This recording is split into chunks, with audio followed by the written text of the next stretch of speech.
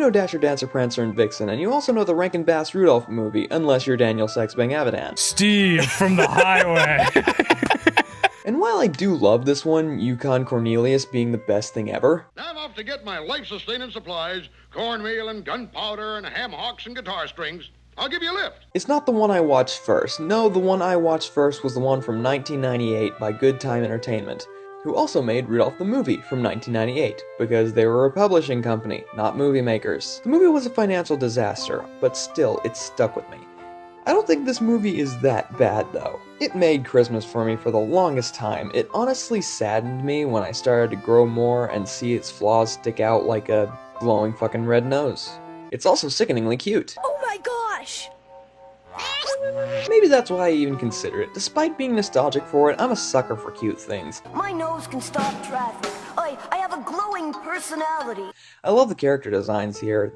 They didn't make the reindeers look indistinguishable besides Rudolph and his glowing fucking red nose. Speaking of which, I love Rudolph's design especially.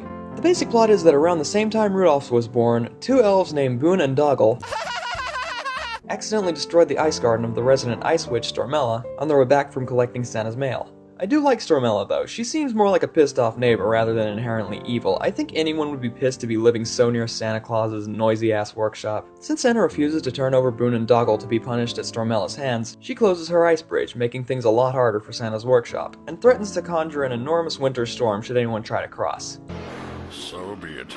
I've always considered Rudolph an allegory for growing up.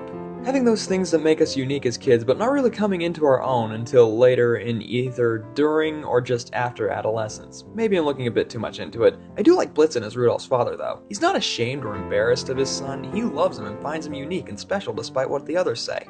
I'm proud of you, son. He also comes to his defense, despite not knowing the right words to discuss his son's nose. He's just as flawed even though he's just trying to be a good father.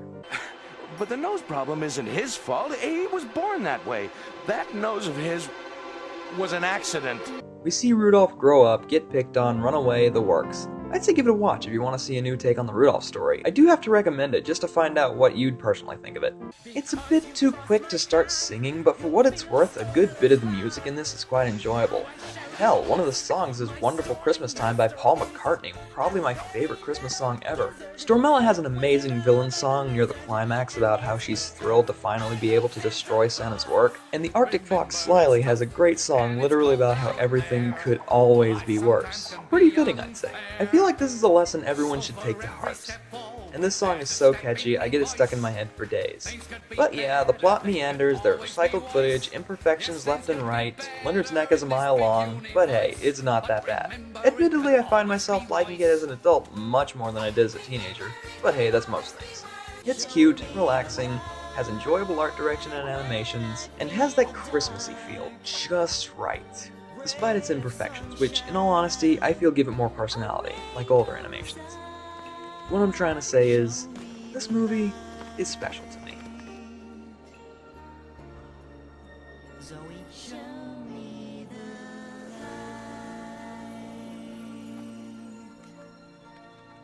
Because you crossed my path, you'll feel Santa's wrath. And I shall release my storming masterpiece. I'll bury that old gizzard in a wizard of a blizzard. And it's because I hate Santa Claus that cheerful Santa Claus